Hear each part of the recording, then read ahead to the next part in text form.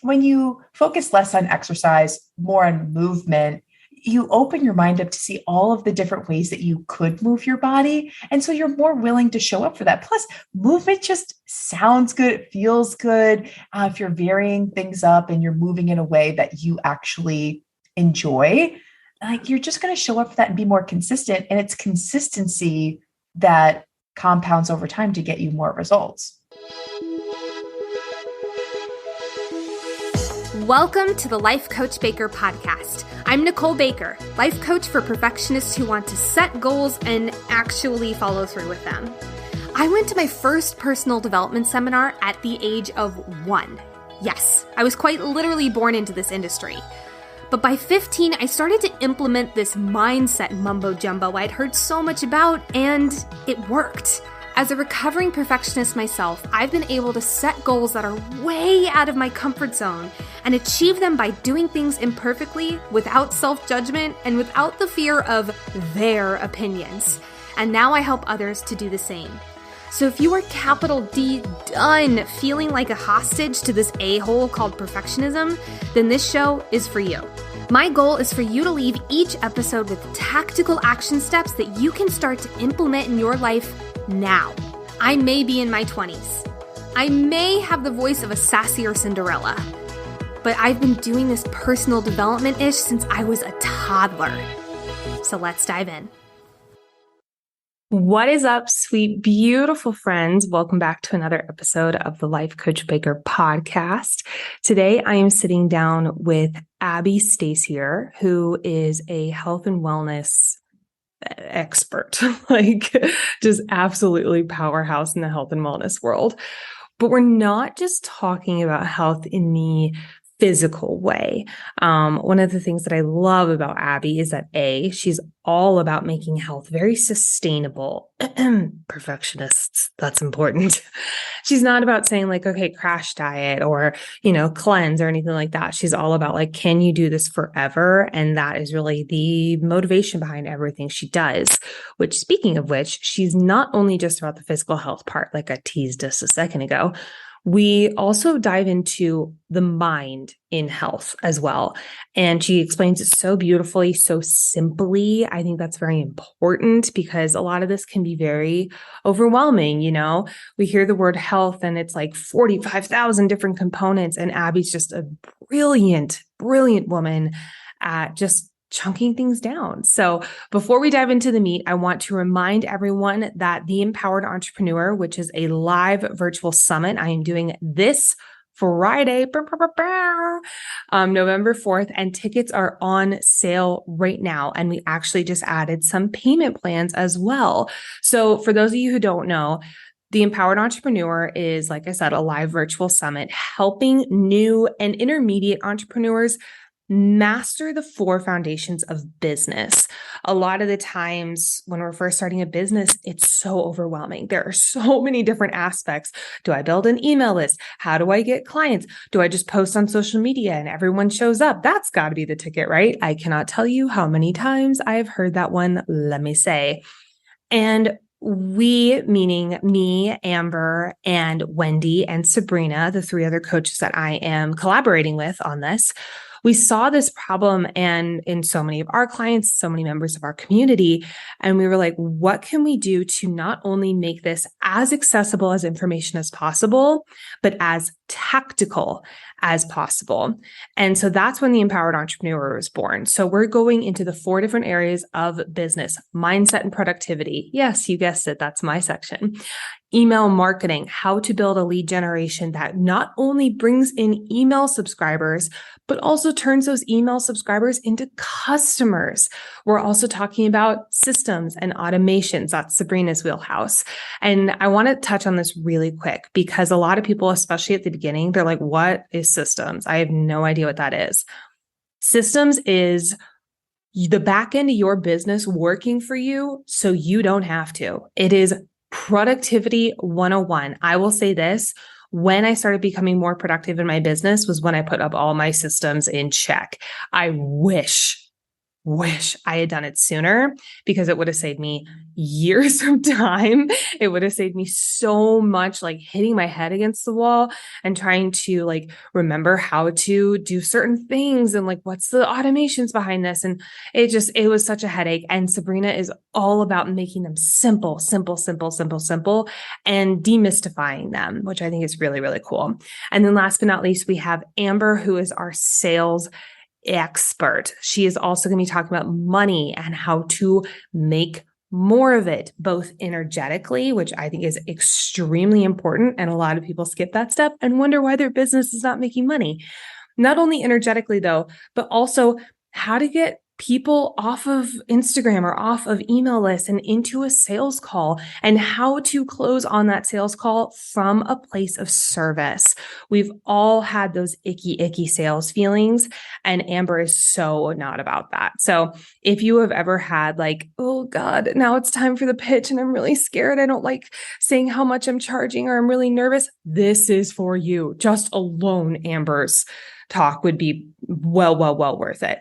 So if you are struggling with any of those areas, or honestly, multiple of those areas, we are having the Empowered Entrepreneur, like I said, November 4th.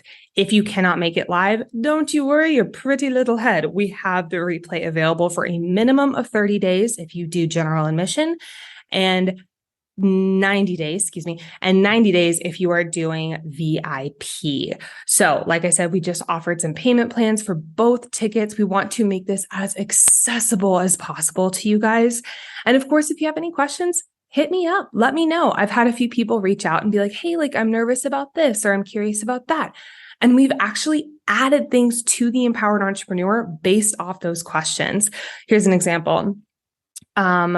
One of our general admission attendees reached out and said, hey, like, it sounds like everything I need, but it also sounds like a lot. I'm nervous about getting overwhelmed and into perfectionist mind where it's like, I got to do everything at once. Right. And so I brought this concern to the girls, and we started talking. We're like, why don't we make a timeline so that after the event, they have like a 4-week timeline of how to implement everything we're talking about. And they thought it was absolutely brilliant. And so we incorporated that into both ticket options. So in the workbook that you're going to get with the Empowered Entrepreneur, at the very end, there's going to be a timeline as well. So you know how to incorporate this stuff into your business without the overwhelm. I am so obsessed with that. And that wouldn't have come if someone hadn't asked that question. So if you have questions, hit me up. Let me know. My DMs are open. But if you are ready to go ahead and snag your ticket, if you are a new entrepreneur who is overwhelmed by all the things you need to do, or all the things that the gurus say you should be doing in order to raise your prices or in order to build your business, I'm doing massive air quotes here because every single quote unquote guru says you have to do this one thing. And I'm going to be honest, it's not one thing. It is mastering different areas. As a business owner, you wear a lot of different hats, and it can feel very overwhelming. And that's why I'm really excited for this event, because we are bringing this in very tactical, very step by step. And now with the timeline, as little overwhelm as possible. And you will be able to follow through on all the things you learn in the Empowered Entrepreneur. Can you tell I am so excited? I'm unbelievably jazzed for this event. So if you want to go ahead and grab your tickets, and remember, we just added payment plans as well, go to the links below, and I will see you at the event. Now, before we dive into the interview, I want to do a little bit about Abbie. So Abbie Stasior is a bubbly, passionate, registered dietitian to be. She's actually at school right now in Nashville. Shouts to you, Abbie, you badass you. She just graduated from Columbia University's grad school, no big deal, with a master's in Nutrition and Exercise Psychology, and is a certified intuitive eating counselor, and is the founder of the health and life coaching company, Be About Being Better. Such a good name, which she started 4 years ago. She works with clients internationally on creating a diet-free, sustainable, healthy lifestyle, and she wants you to live a better, more vibrant life and help you maintain that lifestyle over the long term. Ladies and gentlemen, let's dive into this interview with Abbie Stasior. Welcome, Abbie. I'm so excited you're here. Yay. Thank you so much for having me, Nicole. I'm pumped. You were just like one of the most like bright sunshine, glowing balls of light. And then you have this killer jean jacket that's bright yellow, and I love it. Oh, I'm so excited to talk to you today. I'd love to start with a little bit of an overview. Who are you? What do you do? What's your business? What's your MO? Yeah. So I have been running my health and life coaching company, Be About Being Better, for the last 4 years. And the 4th of July weekend is our anniversary. So it's really been, 4 years, which is super exciting. Thank you. It really has flown by, and we help busy, high achieving people just live a better, more vibrant life. And I believe that you can't get there if you're not first optimizing your health. So people can't even get to our life coaching programs before they start in our health coaching programs. Yes. So I'm very much like of the mind that we need to get away from diet culture. We need to not be dieting, not be restricting, really optimize our health, because that will give you more energy, more confidence, greater productivity. And you can use that, as a step stool to be better in other areas of your life. So that's really how we help people. And in addition to running my business full time, I've also been in school almost this whole time. I just graduated with my master's in nutrition and exercise physiology from Columbia University. I'm working to be a registered dietitian. I'm a certified intuitive eating counselor. Or just doing all the things. So that high achiever that you market towards, that's not you at all. I'm assuming it's not even close. I can't relate, really. No, not at all. Like, I'm at Columbia, I'm also doing all this stuff. It's no big deal. God, amazing. I have so many questions for you. The first is, when you and I first connected and reached out, you'd mentioned that you had 7 self-care tips for entrepreneurs, and entrepreneurs or entrepreneurial spirited people being the majority of the listeners of the podcast. I was like, oh, there it is. Like, let's definitely start with that. So I'd love to start with, what are the 7? And actually we'll start there and we'll go from there. Yeah. I think with, the 7, it's not always a clean cut answer. Some of them are a little bit more simple and straightforward, but something I'd have to dive more into. I think the first self-care tip is that you have to have a mindset shift. It's not necessarily something tangible, but you have to be okay with wanting to prioritize yourself. And the way that a mentor explained it to me is that the missus has to come first, MRS, me first, then responsibility second, and then serving others third. You just blew my mind, and we're 5 minutes into this episode. Oh my God, I love that. Yeah. I was like, wow, that really resonates with me. And if you're not putting, like, I know we hear all the time, like, self-care isn't selfish, but it really does feel like that sometimes. But the way that I explain it to my clients is, look, if you are doing something for yourself every single day, something where you're filling your pitcher up so that you can pour into the glasses of others, like, you're going to show up for your roles and responsibilities, the other people that you're serving in your life, your business, in the way that they need you to show up and in the way that they deserve. And you'll be able to show up as your best self if you're taking the time to care for yourself. So I guess the first self-care tip is to not view it as selfishness, but really as a necessity to care for yourself. And I feel like we hear it's so overstated, so I'm not going to beat this horse too dead. But like the mask falling down in the airplane, like, who do you put on first, yourself or the kid? Or like, you always put your mask on first. And I do think a lot of it is a little cultural, especially geared towards women. Like, if you put yourself first, it's self. I was actually just talking to my friend about this morning. There's such a demonizing around taking care of yourself, making your own decisions. Like, it's selfish. It's not womanly. It's not being a good person. And it's disgusting. Like, I don't know another word for it other than just truly disgusting.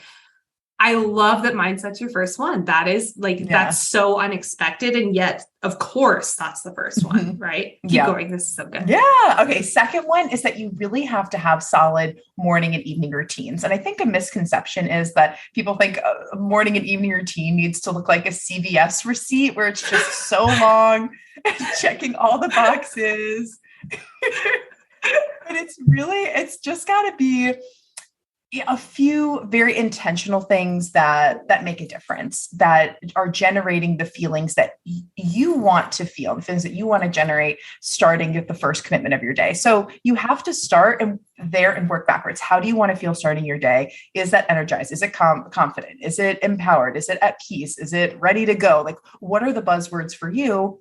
And then your morning routine becomes, what do you need to do in the morning to actually generate those feelings? You don't have to do all the things. You just got to do something. Yes. Yeah. And then your CBS thing just killed me. That's so true. It's so, well, because like you and I are very active on Instagram and social media. We see all these like morning routines that are like, oh, just my basic morning routine. And it's like 4 hours. And it's like, especially this being a podcast for perfectionists, we see that. And that's suddenly the expectation. Right. And when we can't do that immediately, we failed.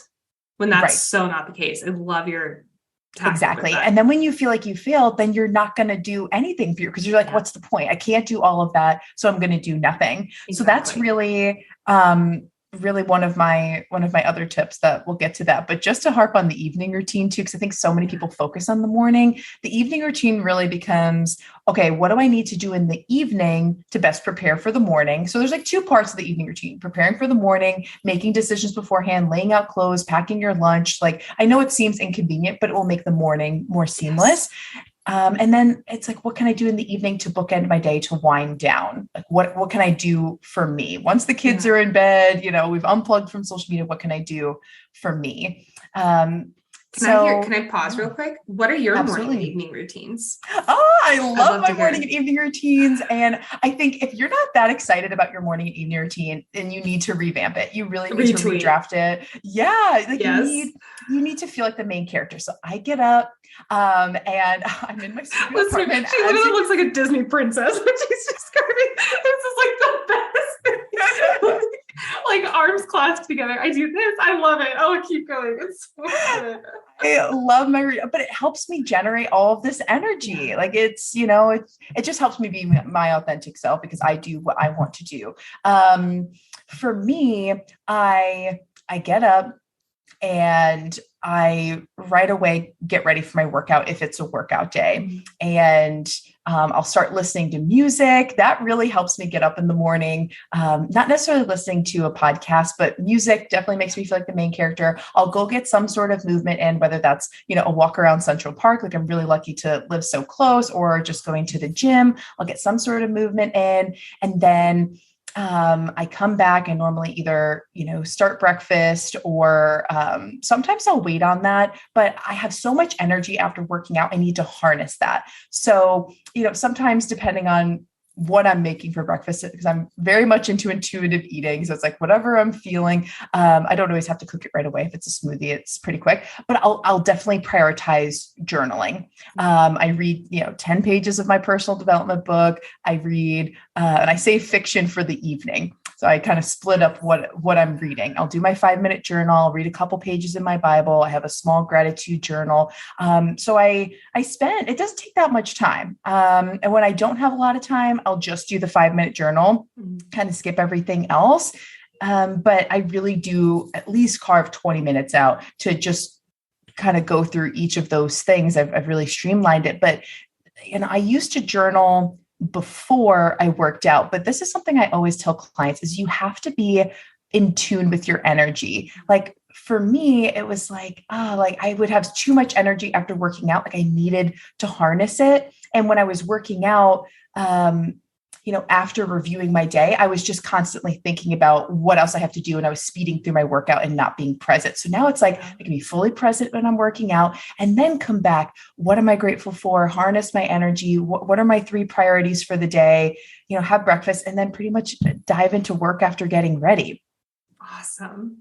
Yeah. Yours and mine are very similar. And I find that interesting. I love that. What about your evening? Let's flip-flop it. Evening routine. I really try and unplug from electronics as soon as possible. And I leave my phone away from my bed, which, I'm in a studio apartment. So it's not You're a unicorn. Oh my gosh. That's amazing. Yeah. It really helps to just get up in the morning. Yeah. have moved my wake time so that I can just get up and not have to snooze. So I do sleep in a little bit later, where before I was saving 30 minutes to, have that buffer. But I was like, nope, got rid of the buffer. Now we're just going to get up and grab and go. So the evening routine, I unplug from social media, and I've gotten so into fiction. So I'm excited to put my phone away because I'm like, I need to know what happens in the next chapter. And I always shower in the evening. I know people are like, oh, it dries out your skin to shower twice a day. I shower twice a day. Like, I'm sorry. Like, it's what it is. I love it. Yeah, it doesn't take me that long, but my skincare routine makes me feel like the main character. I have a really bougie lip gloss, not lip gloss, what's it called? Chapstick for the evening that has like a gold applicator. And I do, all of my steps of my routine and my eye cream. Like, these aren't super expensive products, but it just, my face steamer, like these things are, they're affordable, but they make me feel really special. And I'm excited to wind down. And honestly, the act of the shower, it just makes me feel relaxed. And it's a clear distinction. I'm done with work. I'm focusing on me. I'm done with electronics. So I needed something sensory. Sometimes I'll make tea. Sometimes I'll just have, I'll light a candle or something for like an olfactory cue. To signal to myself, like it's time to wind down. So now every time I smell my candle, it's like my body just instantly relaxes because I'm used to that smell in the evening. So I think any sensory things that you could have to anchor your routines is really helpful and helps you to more instantly wind down, especially if you're working late in the evening and you're like, I need to get to bed fast. You need something that's effective. So you can really train yourself to have these sensory cues. So I love my skincare routine. And then I just start reading and I fall asleep, and that's it. I love that you talk about the sensory cues because we often don't think about that at the end of the day. It's like, okay, like get done with work and like go into the next thing, or like go into the to-do list or go into the helping the babies. And it's so important to have that. Like I have like in my office, I have something called Office Neutral. So at the end of every single day, I make Office Neutral, and then I plug in a podcast that has nothing to do with personal development, but that's my olfactory, or it's not auditory cue. Like, hey, work is done. You get to listen to a Harry Potter podcast. Congratulations! Oh, I love that. But like that's so it's I really want to highlight this for listeners, for people who never feel like they can turn their brain off. Just start doing something like that. And I love that you touch on this so beautifully in your evening routine, like having something like that. It does, like, it takes a minute to get that really ingrained in your body, but once it's there, it's something called an anchor, and it's fucking there. Like, it is there. Exactly. Forever. Oh, and I love that you said desk neutral. I've never heard, I literally wrote that down. Like, that is just, I know what that means for me. This obviously is going to look different for everyone, but just kind of getting back to net zero. And I guess I forgot to also add too, there's, before I unplug from my phone, like I try and work backwards. Like, I'll go to my kitchen and I'll fill up my water bottle for the next day, leave it in the fridge. I'll pack my lunch or snacks for the next day. Like, whatever needs to be done in the kitchen, I'll do that, turn off the lights, moving on to the next room. Then I'll lay out my clothes for the next day, pick my outfits, like make any decisions on like what I'm going to do with my hair. Just don't have to like make it the next day. Like, I'm making as many decisions as possible. Okay. Now, like, the closet, all that's done. And then, I'm going to the bathroom, closing everything out there, turning off the lights. So I'm cognizant of my foot pattern and almost the choreography of my evening routine, so that we're closing things out. I'm not going back into rooms multiple times. It's very seamless. So, because we lose a lot of energy, especially in the morning routine, we lose a lot of energy in our transitions. So if you're cognizant of your foot pattern, that can be helpful to streamline things in and save more time. What a good point. I can like almost feel everyone listening being like, okay, what room do I start in? Like, where do I go from there? Yeah. God, that's so good. Okay. Are we on number 3?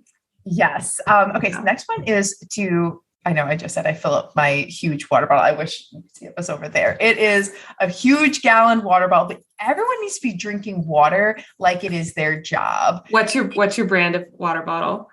Oh, I don't know the brand. That's okay. There's a brand that's specifically like giant, like what? Hydro-Jug. Have you heard of them? Oh, no, it's not that one. It starts with like an O or something. We'll link it up in the show notes. Amazing. But It's pink. It's huge. I mean, I just got it on Amazon. It was really cheap. I think it starts with an O if I'm not mistaken, but it's a brand I hadn't heard of, but it's not the Hydro Flask or that one. But I love it. And it has really corny sayings on the side and the times, but it keeps me on track. I'm like, oh, it's 1 p.m. and I'm still on 11 a.m. It's time to drink more water to keep myself on track. So I like pacing it that way. And honestly, y'all, I heard sometime that 60 to 80% of people in the world are chronically dehydrated.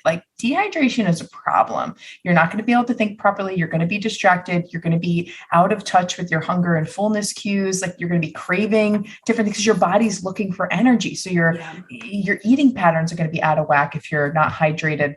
And we start feeling thirsty when we are 2% dehydrated.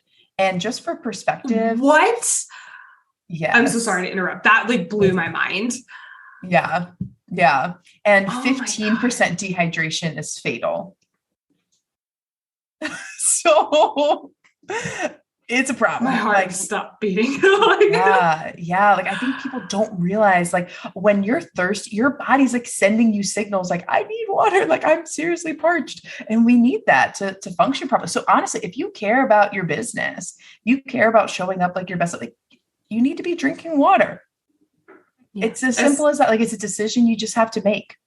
Especially if it's a business, I feel where you're teaching or talking or you're on camera, those ring lights are freaking hot. And you need to be hydrating that way. I have specific days where I'm standing up and coaching for just 6 hours a day.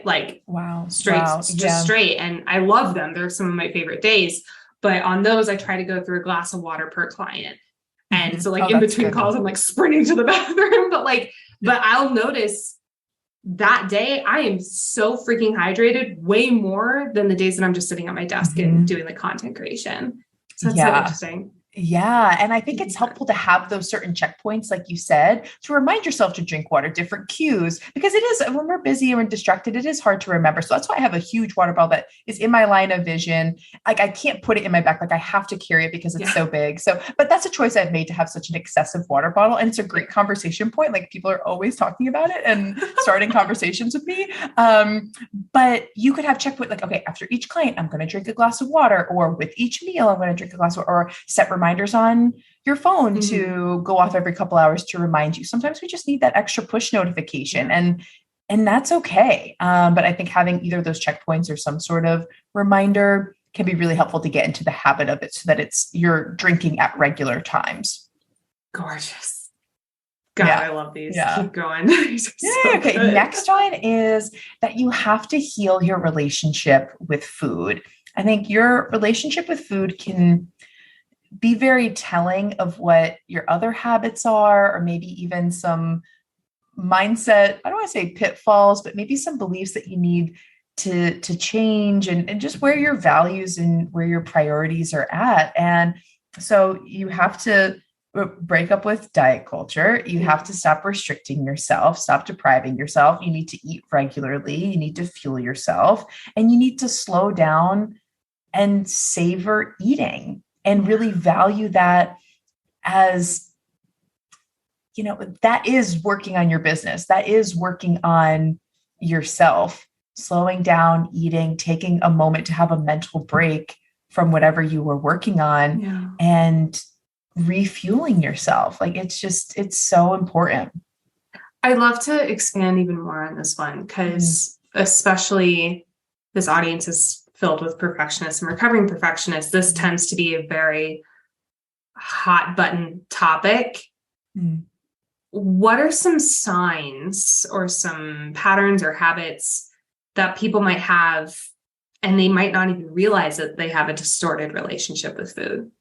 Yeah, because that's typically what it is. I mean, I have some clients that have recovered from eating disorders, or kind of in the throes of it, but most of the clients that I'm working with they just have disordered eating patterns. It's not a full-blown, DSM-5 diagnosis for an eating disorder, but it's, just disordered eating. So some habits I typically see is that people are skipping breakfast and they're just having coffee for breakfast. Can you talk about why that's bad? Or not bad, I shouldn't say bad, but why that's probably better to avoid doing that. Yeah. Yeah. So when you wake up in the morning, you've already been fasting for several hours. Like your body is hungry. It needs something. And especially for women, like our hormones and the way that things are, intermittent fasting, we don't respond to it well. It's too much. And when you're in a state of starvation, your cortisol increases. So that's going to stress you out and make you more anxious earlier on. And it's going to hinder how you eat and affect how you eat later on in the day. So most people, when they skip meals, they end up overeating later to compensate. And so and you're not leading at that point with what you want to eat or necessarily the best, nutritionally dense options. Yeah. You're leading at that point, like, I'm so ravenous, I just need to eat something. So it's important to, like, if you want to be in touch with your hunger and fullness cues, you need to eat regularly so that your blood sugar is more stable and so that you can show up to your next meal and be like, oh yeah, like I could eat now, or, oh yeah, that sounds good. Whereas if you're getting to your next meal and you're like, I could eat anything, it's like anything sounds good. And you don't necessarily have any preference and you just need to go full in and, satisfy the hunger so quickly. Like that's a problem. That's when people lose control with their eating. And it may not necessarily be a quote unquote standard binge, but it might just be overeating, or you might not be savoring or really tasting what you're eating. And you might be turning to more calorically dense options to get some energy, right? You're probably looking for more palatable foods, ultra processed options that are going to burn you out quicker.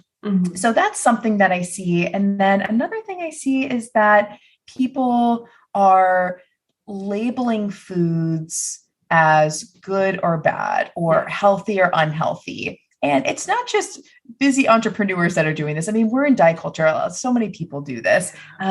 But we take that one step further to mean, okay, if I eat this good food, then I'm on the wagon and I'm a good person and I'm succeeding. But if I have this bad food, then I've failed and I'm a bad person and I'm unhealthy. Oh, so my God. I'm so glad because it's so much more than the food. It's literally like we take it to mean who we are and our value as human beings, which is exactly just devastating. It is. And so we have to work to take the morality out of food, because our food choices don't say anything about who we are as a person. So a quick, tip to combat that is to just start labeling foods differently. And that can start to, number one, have you start recognizing how often you label foods as good or bad, healthy or unhealthy, and how many times you're making a decision on what you should eat based on that, or something you heard on TikTok. So you could label foods as, something is more nutrient dense, something is more calorie dense. This is a fun food. This is a treat food. This is a play food, but nothing is a cheat meal. You're not cheating on yourself.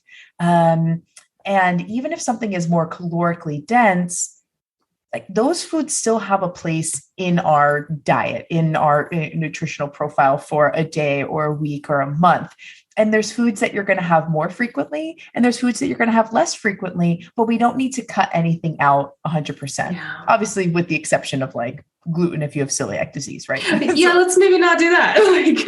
Right, exactly. And those people know who they are. And that's something I'm actually really passionate about. And I'm hoping to specialize once I'm officially a registered dietitian and go through, I have my clinical rotations next year. I really want to work with people that have a chronic health condition and help them approach, because there's a lot of people that do have to restrict in some way, or they get diagnosed with something and for a little bit, they have to work through that and have a specialized diet or some sort of protocol. So how do you approach that with a non-diet mindset? How do you still have a good relationship with food when, for a medical reason, you do have to be cognizant of what you're eating? So I hope to really specialize more and work with that population. So we have a couple clients that are in that boat now, but right now we're working with people more generally. I love that you bring that up. When I was waitressing, I waitressed on and off for about 14 years. Wow. I had a table one time where this woman was like, I'm so sorry. Like literally just like shaking. And she was like, I'm so sorry. Like, I need to tell you, like, I have a bunch of allergies. And I was like, girl, like, no problem. Like, we're totally happy to accommodate however we can. She goes, are you ready? And I'm like, I get out my pen and paper. I'm like, I guess so. Like, let's do this. So. And she lists off about like 10 or 12 allergies, including like eggs, dairy, like gluten, like, wow. I mean, everything under the sun. And it was not like allergy, like it just makes my stomach upset. It was like allergy, like I will keel over and die. Wow. So as you can imagine, I went over to the host stand and I was like, give me no more tables. Like I need to just focus entirely on her. But one of the things I saw within her as she was telling me, it was almost like she was shrinking back and like shrinking into this little like Shane ball. I don't know how else to describe it. And one of the coolest experiences in my 14 years working in the restaurant industry was giving this woman a meal experience. Cause this wasn't like you get a burger and fry and like leave. This was like you get like a bunch of different little plates to share across the table. It was like a Iron Chef restaurant. Like it was really like very, wow. You taste like a bunch of the food. And we made her like this entire tasting course meal, did not charge her extra, obviously. And like, I worked with the chef at the time. And he like came out at the end of the meal and he was like, I just want to check in. Like, how was everything? She like stood up and hugged him and was like, I can't even describe to you this experience. Wow. Thank you. And just like watching her have that experience of like, oh my God, I can go to a restaurant and like actually have people take this A, seriously, and B, not think of it as an inconvenience. Like this is right. Something where we get to like really work together and we got to create new things that weren't even on the menu. It was actually really fun. Wow. It's so cool to have somebody that's willing to do that because especially as perfectionists, we don't want to inconvenience people. Oh, so that's girl. Probably why she was shrinking back. Exactly. And like, I think especially in food and especially if it's like a diet or not a diet, especially if it's an allergy or something that you like actually can't have, it's really easy to say, I'm bad, I'm an inconvenience. Mm-hmm. And it's like, no, not at all. Like, I love that you're doing that. I just wanted to share that little story because that was one of the coolest moments I've ever experienced. Oh, that is so cool. And I'm really happy that you were able to give that experience to her because I have dealt with gut health issues, everything under the sun. And I used to call up the restaurants before my reservation and say, hey, I have a reservation for 7 p.m. Can I speak to the chef? These are all the things that I can't have. What can you accommodate? And they would literally just do like white rice and salmon with salt and pepper. Like that's it. That makes me so mad. Like I feel like I was missing out in the restaurant, but I was still paying $40 for a piece of salmon. I was like, I could make this at home. Yeah. So, oh, wow. So that's really awesome. Yeah. So yeah, I think healing your relationship with food can really be a gateway to feeling more confident socially in other areas of your life. And if you're not prioritizing fueling yourself, like you're not prioritizing yourself, you're not caring for yourself. Right. So it can just be an eye opener. And, this is what it will get you in the habit of caring for yourself in other areas of your life. One more time for the people in the back. That's so true. It's so true. I don't think we talked about this in our initial chat before we even started recording. I had an eating disorder for many, many years, but one of the things that changed it entirely was I actually started doing Whole30, which I don't recommend that to be the way that people change their mindset around. But what it did for me was it made me realize, oh my God, this is how good I can feel when I actually enjoy cooking and loving the food I put in my body. And B, when I like actually take care of myself in this way, like rather than depriving myself and then binging, like to be able to really take care and be like, oh my gosh, like tonight I get to try spaghetti squash and like all these new things. I don't do it anymore, but that entirely shifted my mindset around this because it was about how can I fuel myself rather than deprive myself, Yes, exactly. And what can you add to your diet? Yes. Versus we talk so much about taking it away. Oh, I love it. Yeah. Yeah. So I'm always, telling my clients like, oh, we got to add more protein to your plate, or, oh, we need to add another food group to make your plate look more balanced. Cause that's how we, you know, I guess quote unquote track people's food. Like my clients aren't logging on an app or anything, but for the first couple of weeks in the program, they'll send me photos of their meals just for a couple days every week. It's really not, and most people are taking pictures of their meals anyway. The clients find it very convenient. And I can see their eating patterns throughout the day. I can see if they're skipping a meal. I can see if they're not having an afternoon snack. I can gauge their portion sizes. I can see their food preferences and culturally what they're eating. So it allows me to give a more personalized advice and more personalized suggestions.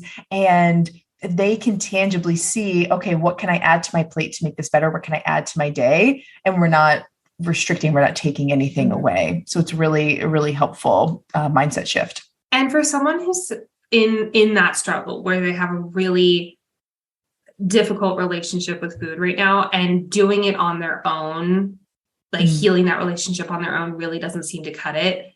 What are some things you suggest to that person to, heal their relationship, but be able to try a different tactic than doing that? I think first is, you have to make all foods available and give yourself unconditional permission to eat. And it takes a while to do that. So definitely give yourself grace in the journey. If you're in a habit of restricting and then binging and overeating or skipping meals, like you're probably going to still do that in the future, but it'll happen less and less. So give yourself grace and start to view everything as data, view everything as feedback. You're not a failure. Literally, I say that all the time. I was like, who are you? Why are you my twin? Oh my God. I know, we are so similar. I love this. So you can trust what Nicole is saying, everybody. It's true. And it really helps to look back and be more objective. So many people, especially when they're perfectionists, they're in this all or nothing mindset.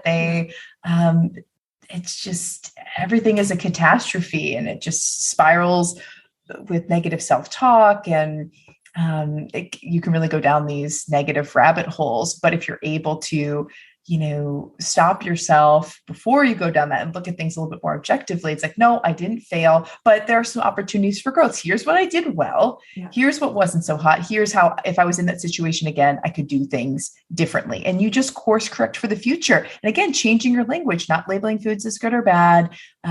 These are frequent foods. These are less frequent foods, nutrient dense, calorie dense. These are play foods. These are fun foods. You can, change your language around, and that helps you to see that everything is available. But everything has a place. The next thing you could do is to start listening to your body's cues. So many people rely on a meal plan or a time of day or somebody on TikTok, Pinterest to tell you when and what you should be eating. But our bodies are so smart and we have lost trust with our bodies. So we need to increase, they call it interoceptive awareness, where you're really in tune to your body's senses and your body's cues. And you're responding in a way that's, out of love and respect for yourself. So that is, really the concept of intuitive eating. So you want to listen to your body's cues when you start to get hungry. And then you also want to listen for when you start to get full too. So there's different tactics for, how to listen for these things. But if you're waiting to eat until your stomach is growling, you've waited too long. So you missed some more subtle signs of hunger, and they're different for everyone, and how it feels in your body is going to be different, but they might be a headache. You might feel distracted. You might feel fatigued. You might be hangry and a little bit more irritable. Your stomach or your throat might hurt. So it's going to look different for everyone, but start to be in tune with those signs and start to eat start to eat earlier, and then hopefully have a balanced meal with different food groups, vary up your macros so that'll keep your blood sugar stable and your hunger cues more stable. And then to listen to your fullness cues, you want to really slow down when you're eating, put your fork down in between bites, not be distracted listening to something. You might be talking to someone, but if you could spend a little bit more time enjoying the food and how it tastes, and you'll have a more pleasant experience eating, and you will give your body time to catch up to be like, whoa, like we're full now. It's okay. You don't have to give us any more food. If you've been listening to the show, or if you're just a living, breathing person in the 21st century, odds are that you're a perfectionist. But did you know that there are 3 different types of perfectionism? After working with perfectionists for the past 2 years and being one myself for longer than that, I would have to be an ostrich with my head stuck deep in the sand to not realize that there are different styles of perfectionism, each one with their own self-sabotaging patterns. To find out which perfectionist type you are, plus learn helpful next steps that will get you out of those patterns of self-destruction, take the free quiz by following the link in the show notes or by going to lifecoachbaker.com/quiz. Now, on to the episode. What's number? Are we on 4, 5? 5. Yes. 5. So the What's next number one is to move your body in a way that feels good. Like, we all know that exercise is important. It's healthy. Physical activity is definitely recommended. But I would recommend not feeling this need that you need to go hard and do HIIT workouts or sign up for Orange Theory and go 5 times a week. Like, it's less about getting exercise in that's more formal and more about getting movement in, because so many clients will say to me, well, I don't have time to exercise. But I'm like, well, what about just moving your body each day?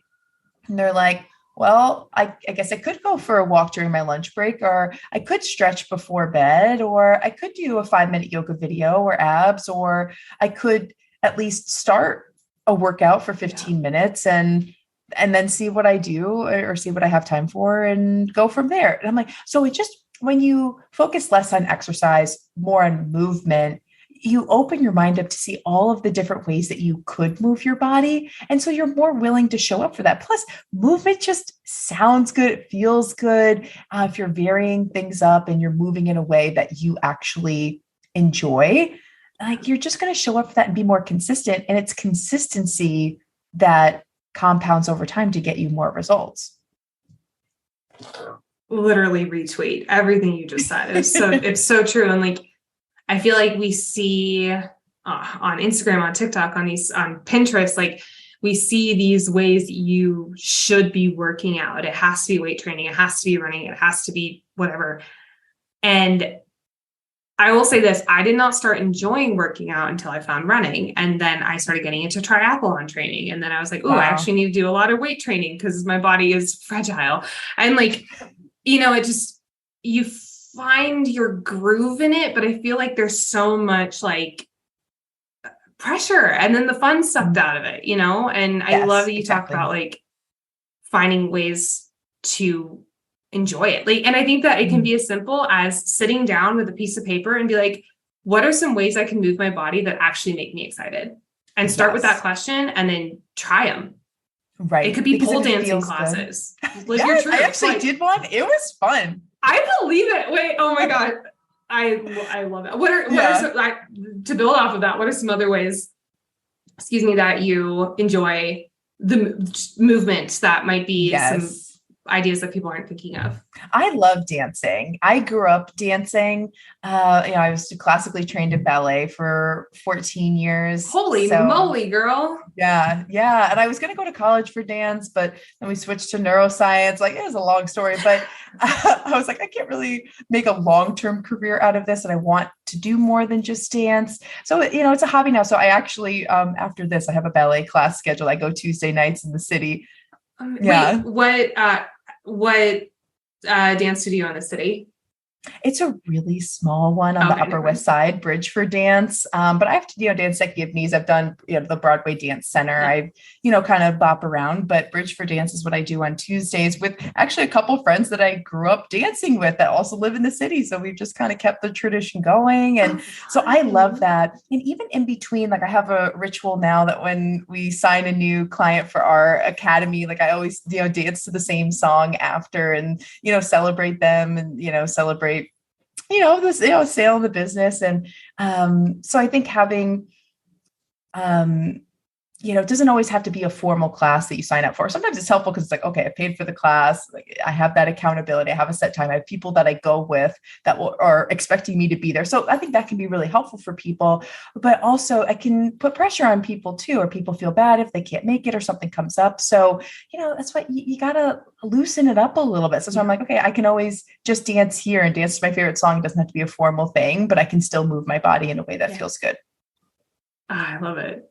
Let's take us home. What's 6 and 7? Yes. Okay. So the next one we kind of touched on is that you really have to do something when you would have previously done nothing. So my analogy for this is when we're stuck in an all or nothing mindset, we're either foot on the gas, flying through that green light when we're driving, or we're at a red light, we're at a stop sign, we're completely stopped. So if you're doing something when you would have necessarily done, everything or nothing, you're kind of living in the gray, and it's like you're driving through a school zone. So you maybe are doing a little bit less or going a little bit slower, but you're still getting to your destination. You're still moving the needle forward. And I think that's, where people are missing. And if you are, this is how I also explain it to clients too. Like, if you are doing really well and things are improving, things are skyrocketing, but then you completely stop in your momentum, you're doing nothing. Maybe you revert back to old ways. You end up either netting zero, or you end up in a worse place than where you were from this starting and stopping, even though you maybe saw a lot of progress or made a lot of momentum when you first initially started. But if you can't sustain it for that long, you're really not going to see any results, and you're going to feel super defeated after, and you're going to be less willing to show up again. Yeah. Whereas if you have smaller goals and you do something, even though you're really busy, you build that momentum again. You prove to yourself, okay, I can do something. I can follow through on my word. You build more trust with yourself, and you feel accomplished that you followed through on something. And that makes you want to continuously keep showing up, especially if you're doing things that feel good or eating things that taste good, and just having a positive association with these different health behaviors. But it just makes it like lighter and something you want to show up for. And that builds consistency and momentum.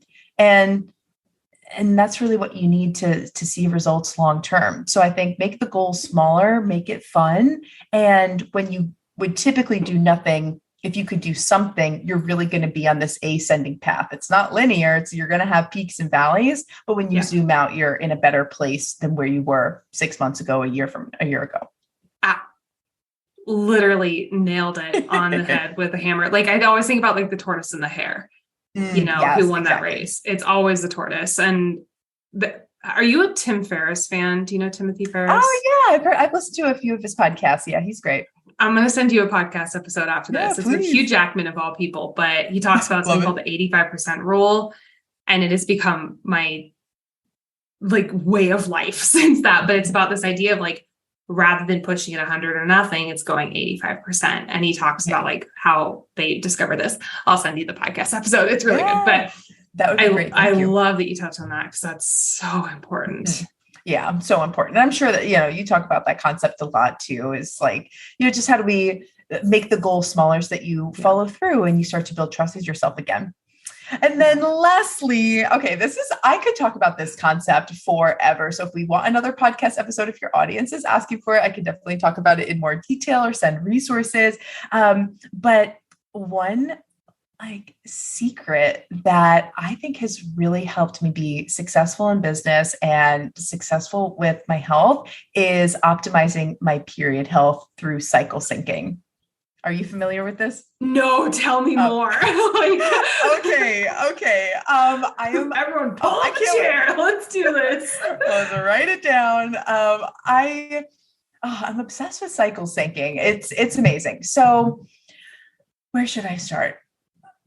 So, cycle syncing is a concept where you change up your nutrition, your exercise, your lifestyle, your self-care habits to go with the grain, or like they say, in the flow of your hormone fluctuations. Yeah. And a lot of people believe that you're either on your period or off your period, but that's not necessarily true. There are actually 4 distinct phases of the menstrual cycle, and our hormones change by 25% throughout the course of the almost 28 days. That's on average. Some people have shorter cycles. Some people have slightly longer cycles if it's regular.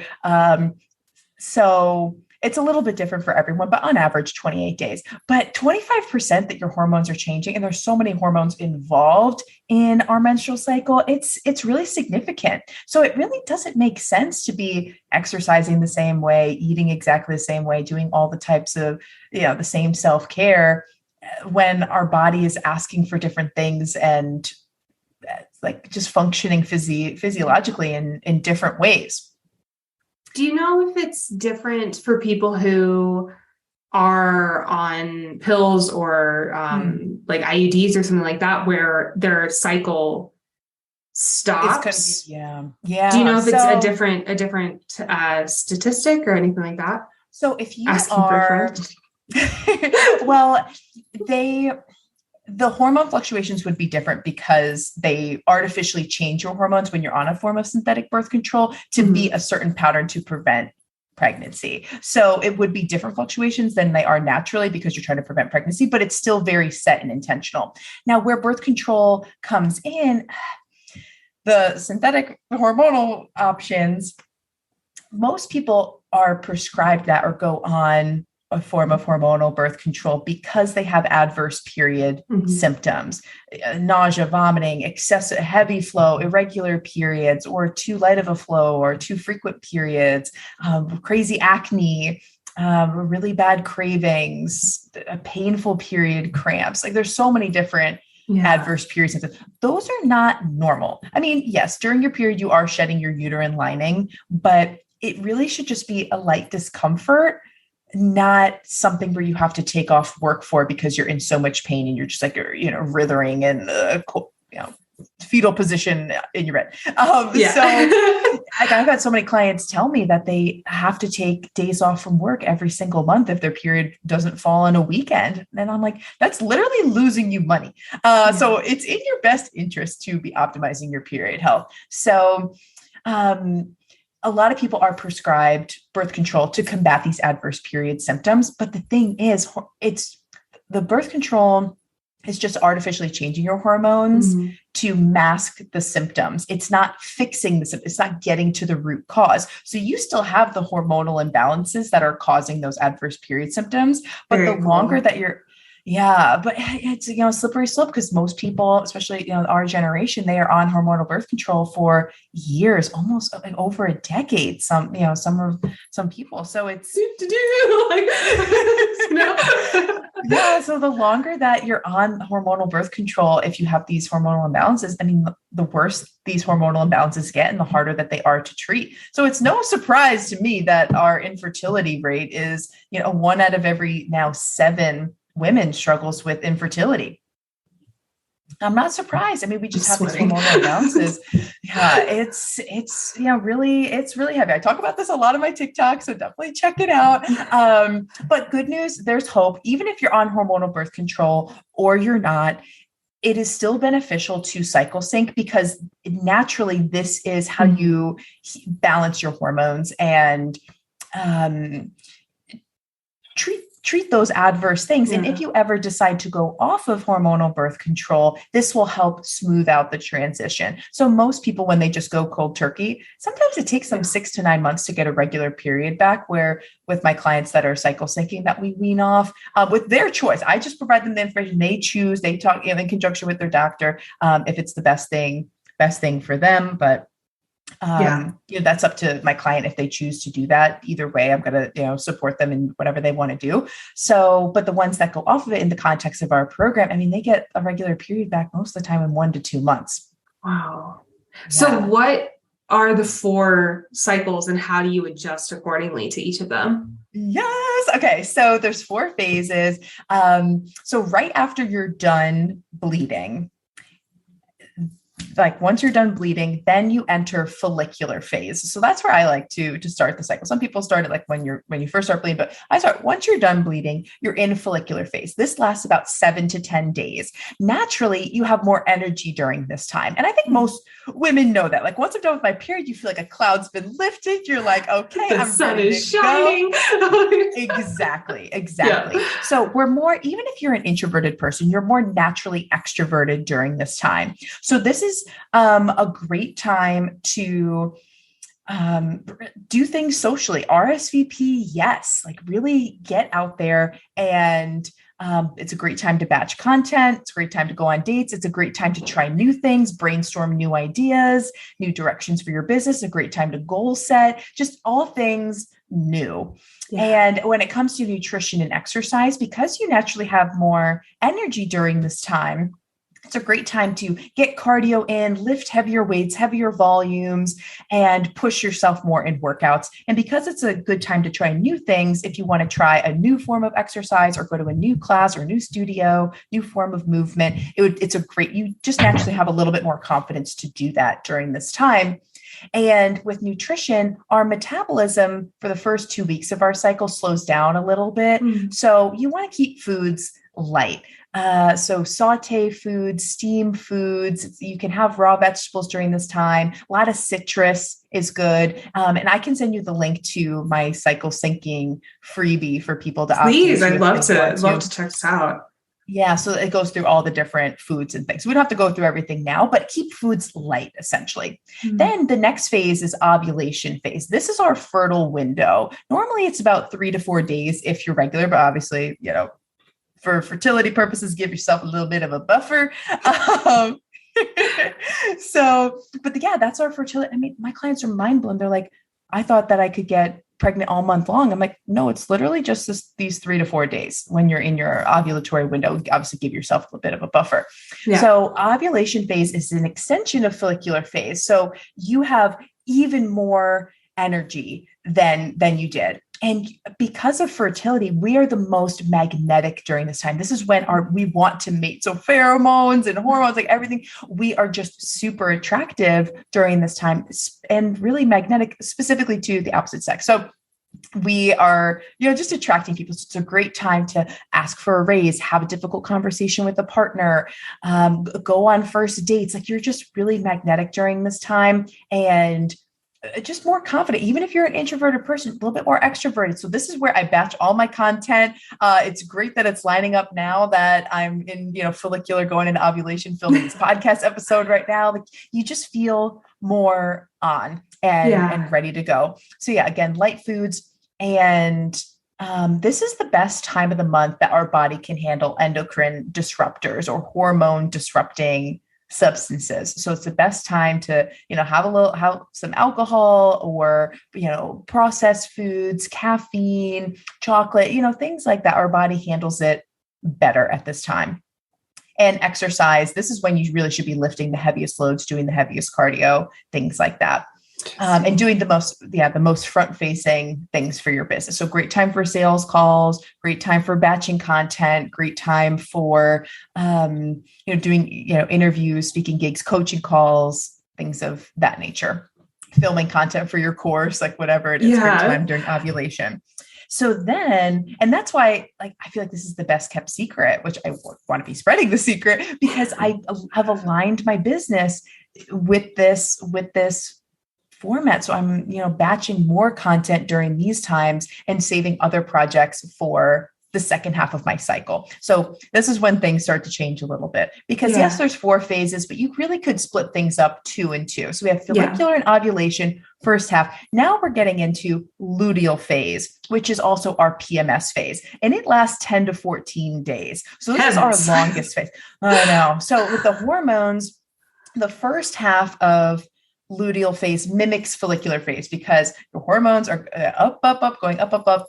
Ovulation, you hit a peak, but then things start to decrease. So the first half of luteal phase mimics follicular phase. So you probably will still have some energy to do workouts and, eat the same foods as follicular phase, things like that. But then as you're getting closer and closer to menstrual phase, which is when you're actually bleeding, that's when we really start to consider this PMS phase. And I think a lot of you know what that currently feels like. A lot of cravings, you're just low vibe, low energy, you're maybe a little bit crabby, maybe a little bit more sensitive, not as body positive. Maybe you start to have more water retention, more bloating, breakouts, really intense cravings, things like that. So, and even if you're a naturally extroverted person, you're naturally more introverted during this time. So it's a great time to prioritize self-care. It's a good time to nest, organize, clean, do back office admin things. This is when I write a lot of captions. I write a lot of blog posts. I'm drafting emails out. I'm doing more content. Like when I'm filming content, it's less speaking to the camera, but more I'm going to have this audio and overlay photos or do a voiceover or something like that. So it doesn't have to be me speaking to the camera. Yes. Because I just don't feel like it at that point. I'm just not energized. So then when it comes to nutrition and exercise, you have to listen to your body, because most people are still trying to operate like they did the first 2 weeks of their cycle, but your body's just not up to it. It has changed physiologically and hormonally. Our metabolism speeds up during this time. So we need about 200 to 250 more calories during this time. So you need more food. And that's why people have a lot of cravings. I just did a post on this on TikTok, so I can send you that if we want to add that to the show notes too. Yeah, for sure. Your cravings really are telling into what your body needs. So if you're craving a lot of, high sugar foods or ultra processed items or, salty things, caffeine, chocolate, if you're craving chocolate, for example, it could be a magnesium deficiency. If you're craving a lot of sugary foods, it could be that your blood sugar is not stable. Could be a vitamin B deficiency, but most of the time it's just that people aren't eating regularly. They're not eating enough. So they just feel tired all the time and their body's looking for that quick hit, that quick sugar. So you got to eat regularly, you got to eat balanced meals, and you need a few more calories. And our body doesn't want really raw foods during this time. It wants soups and stews and comfort food. So, instead of, steaming your vegetables or having them raw, start to roast them or bake them, or add them in a stir fry, something that would be a little bit more hearty and satiating and more satisfying for you at this time. And then really leaning into the introversion and the admin work and the self-care and the nesting and not being so social, but actually RSVPing no and spending more time with yourself. That will allow you to feel more energized during this time, because you're doing naturally what your hormones want to do. So you will be more productive and be more energized than you currently are, because you're listening to what your body needs and you're not trying to force yourself to do something that your hormones just aren't up for doing. I love that, because so often we think like we have a borderline expectation for ourselves, and especially in the perfectionist world, it's like a 10 out of 10. If you're not a 10 out of 10 every day of the month, you failed that day, or whatever beat up the favorite flavor of beat up is. I love this idea that it gets to fluctuate. And I don't even want to say gets to, like, it gives you the permission to let it fluctuate. Yeah, we think, like you mentioned in number 6, we think so often in all or nothings. And I love that this offers a lot of gray area. Yeah, this is fascinating. Yep. I would love to see the freebie, and I would love to put it in the show notes, because this is really definitely cool. Will. Thank you. And that'll give you the specific foods and different exercise considerations, because, then menstrual phase, when you're actually bleeding, like that is an extension of PMS phase. Like you need to, lighten up your workouts or take a rest day and be okay with taking a rest day. Like listen to what your body actually needs during that time. And there's different foods to prioritize. And it's a great time in menstrual phase. Like they've done fMRIs where they can look at your brain and see what's going off. And during menstrual phase, they see that there's the most crossover between your two hemispheres. So you're so analytical, and it's a great time to reflect. So if you're looking at your whole month, it's like follicular phase, great time to goal set and have new ideas and do new things. Then you go out, you execute it. And then, during ovulation phase and follicular phase, then in luteal phase, that's when you finish up the touches or change up any copy or really, tie the bow with things. And then menstrual phase, it's, hey, let's review what we did the last month. How did that project go? And then the cycle repeats again. have never thought like this. And I love this idea. I could chat with you about this for an hour, but I don't want to, I don't want to let's just sit through a 2-hour episode. This is fascinating. Isn't it wild? Is this like a new thing, or is this something that's been around for a while? It's just not widely talked about. Unfortunately, it's just, we're not educated on our cycles. Like we're just told, okay, on your period, off your period, shove a tampon up there, take a birth control pill or whatever it is. You're going to be a bitch for a week and then just have to be okay with it. Yeah, exactly. Like I love my period. I'm obsessed with it. And growing up, I used to always even set my AIM status with like red hearts whenever I had my period. Like, I don't know. I've always just loved my period, but everyone's like, you just became so relatable. That was the best thing. That was amazing. Oh, I love that. Oh, but not everyone loves their period. I mean, people dread it. So this is a way to really this will actually help your hormonal imbalances. If you have PCOS, endometriosis, PMDD, or just irregular periods or cystic acne, or if you want to optimize fertility or get off the pill, like this will help address any hormonal imbalances that you have in a natural way. Like there's no risk to doing this. That's why I love cycle syncing. So it's as the menstrual cycle, and this has all been around, but cycle syncing and altering your hormones is really a newer concept developed by Elisa Vitti. And her book, I recommend her book, In the Flow. She is absolutely fabulous, cured herself from PCOS, polycystic ovarian syndrome, with no medication. So she talks about that in her 2 books, In the Flow and Woman Code. And so I recommend looking into that. I'll definitely give you the link to my freebie. And I talk about this a lot. Like people on TikTok love hearing about the hormone stuff. So you can definitely deep dive into that there. Oh my gosh. Again, I could talk to you about this for hours, but I want to move on. I want to move on to our last 2 questions I ask every guest. And that is, first and foremost, what is a goal, big or small, that you took steps towards this week? This week. Wow. Words are hard. So this last weekend, I was in Nashville. I'm moving out of New York City and I'm moving to Nashville. Oh, I'm so excited. Yeah. So that's where I'm finishing up my, schooling to be a registered dietitian. So I'm going to Vanderbilt. And so we got our apartment. Of course you are. I'm really it's good excited. Thing to know that Abbie's just an idiot. Like that's like crazy to know that Abbie's just not very smart. Like I'm so pumped to move to Nashville. Like I was already saying y'all before I knew I was moving to the South, and I'm just so excited. So I think that is a huge step towards our goals. I feel really good about the apartment, the office space, my commute, and it's just next step as far as my education trajectory. Congratulations. That's so exciting. Oh, when do you start school there? August 15th. Oh my gosh. So congrats. That's awesome. Thank you. And then my second question is, how were you imperfect this week?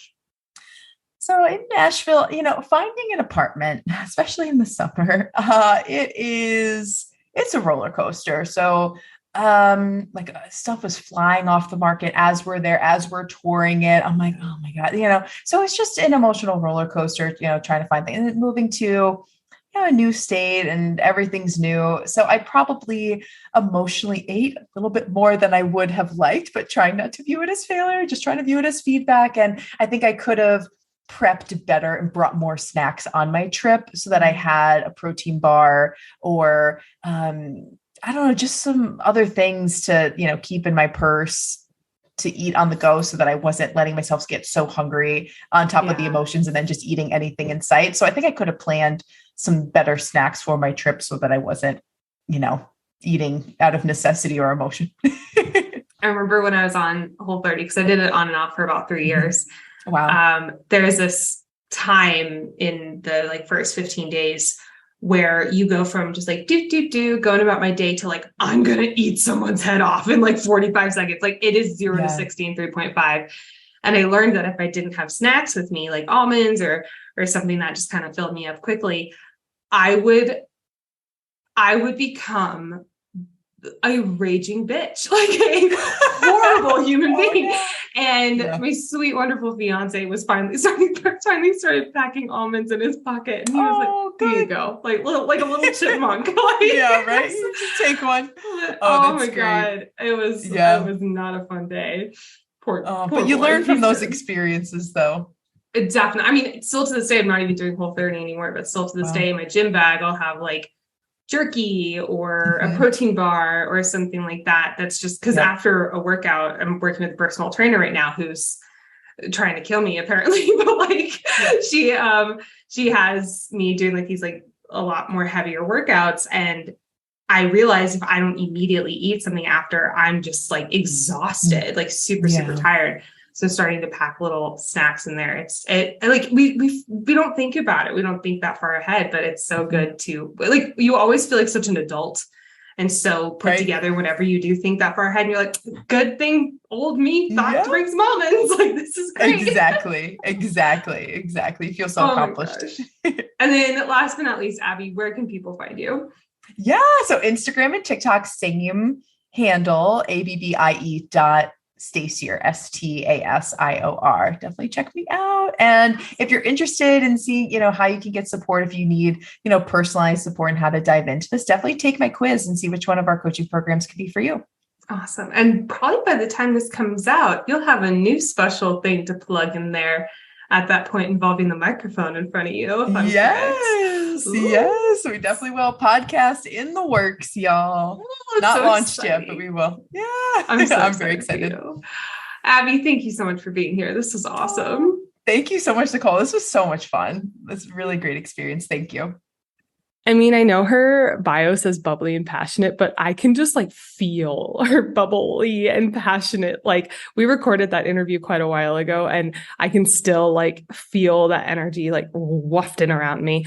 I just adore her. So you all please go follow Abbie Stasior. She is at Abbie.Stasior, Stasior on Instagram. Her reels are spectacular.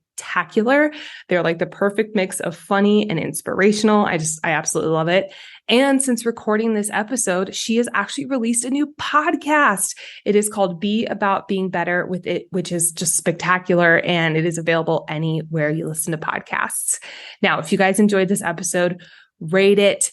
Please go on iTunes or now on Spotify. We can do ratings on Spotify and rate the podcast, whatever stars you'd like, but I would love it if it was 5, obviously. And write a little love note. It makes so much of my day when I see new ratings and reviews pop up on iTunes. And also it really helps the podcast go up the charts. I heard just the other day that someone had found the podcast just by typing life coach into iTunes. And I was like, oh my God, that means it's working. So please keep it up. It helps so much. Also, share this episode with a friend, share it on social media and tag me and Abbie. We would love to reshare it and just love to give you a little virtual hug of thanks and gratitude. Last but not least, my sweet friends, do not forget to go and save your seat for the Empowered Entrepreneur. It is happening on Friday and it is going to be just an absolutely amazing event. We're doing a lot of different giveaways. We're also, doing like Q&As and stuff like that. It is just an amazing opportunity to really dive into the brains of 4 different highly successful entrepreneurs. So we're really jazzed. Go get your tickets. Links are all in the show notes below, or go to my Instagram and click on the link in my bio because it's right there. Sweet, beautiful friends. Thank you so much. And I will talk to you soon. Bye. Thank you so much for listening to the Life Coach Baker podcast. Don't forget to go take the free quiz and find out what perfectionist type you are by visiting the link in the show notes or by going to lifecoachbaker.com/quiz. Also, take a moment to rate the podcast and write a review. It is the best way to get the word out there. Plus, you'll get the chance of having your review read on the show. Until next time, I'll talk to you soon. Bye.